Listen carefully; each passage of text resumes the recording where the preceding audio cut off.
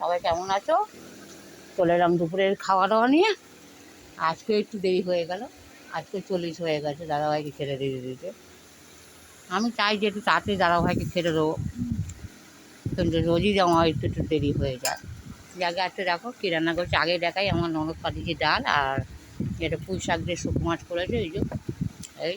আর আমাদের করেছি একটু মাছের তেল ছিল, পালং শাক, মূলো, একটু কুমড়ো, মানে সব রকম শীতের সবজি, সব রকম সবজি দিয়ে একটা চচ্চড়ি করেছি।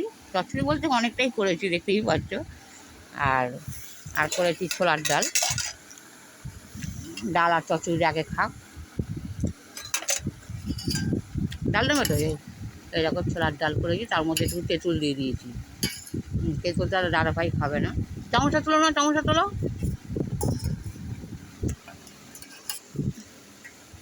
দাদাভাই তেঁতুলটা খেতে চায় না, যা দিই না, মাকে দিই।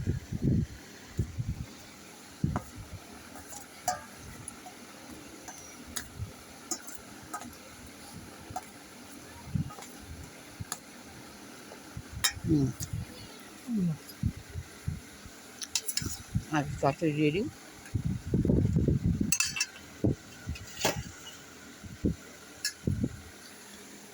আগে দাদাকে খেয়ে দেখো কেমন হয়েছে ছোলার ডাল। আর তরকারি খেয়ে রাখো, তরকারিটা খেয়ে দেখবে তো।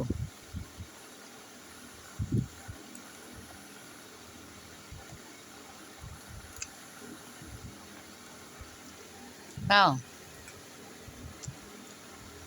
যাকে ডাল আর সেটাতে খাক। দাদাভাই খাওয়া হয়ে এসছে, মিটেই পাচ্ছ। এবার আর কী করেছি দেখো, এটা যদি আজকের না বন্ধুরা, এটা কালকের মিটে চচ্চড়ি।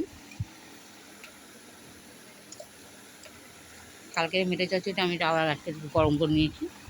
সবাই জানো যে আমি একটু করলে একটু বেশি করি, আর এনেছি অনেকটা করে রেখেছি, কারণ প্রতিদিন রান্না করা বিরক্ত। একদিন রান্না করলাম, ফ্রিজে রাখলাম, বাবা একটু গরম করে কিনলাম, ওই কারণেই একটুখানি গরম করে নিয়ে গেছি। আর খেতে খুব সুন্দর হয়েছে। দাদাভাইকে দিয়ে দিই, উনি খাক। একদম ঝোল রাখিনি, দেখতেই পাচ্ছ, একদম শুধু তেলটা আছে ওপরে।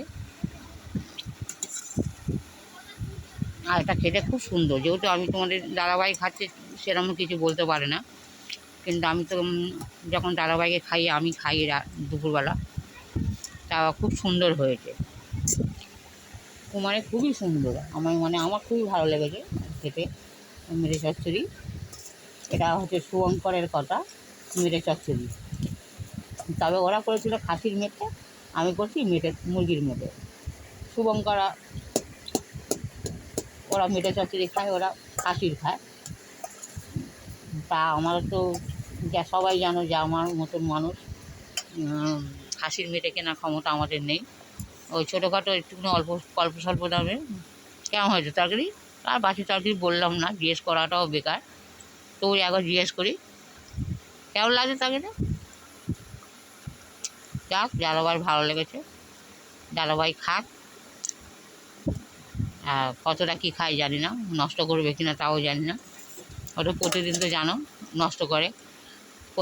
মাসে 6 কিলো চাল পাই বন্ধুরা, আমাদের দুজনের 6 কিলো চাল পুরো মাসে আমাদের হয় না।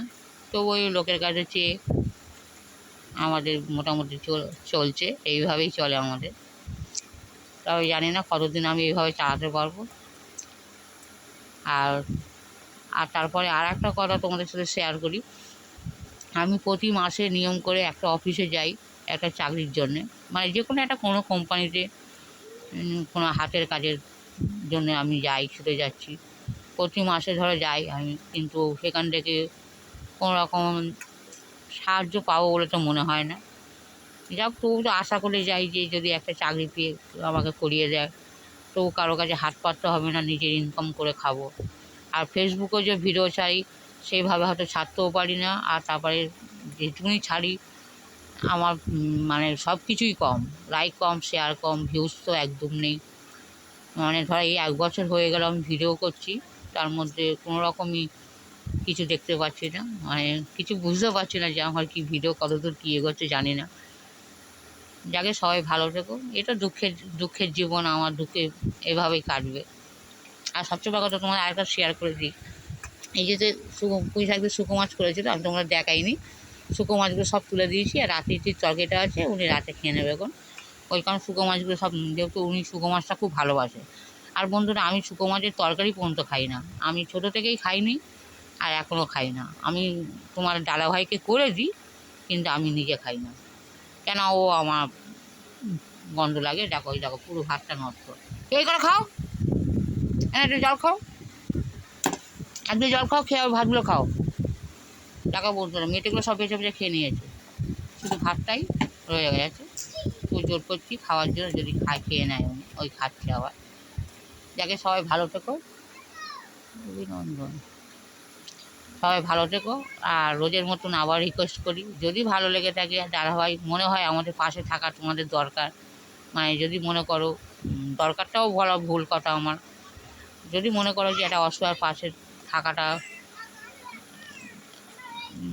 হয়তো আমি সেভাবে তোমাদেরকে বলতে পারছি না যে এই জিনিসটা বলা, তবু আমাদের পাশে থেকো, এইটুকুনি অনুরোধ রইল। সবাই ভালো থেকো।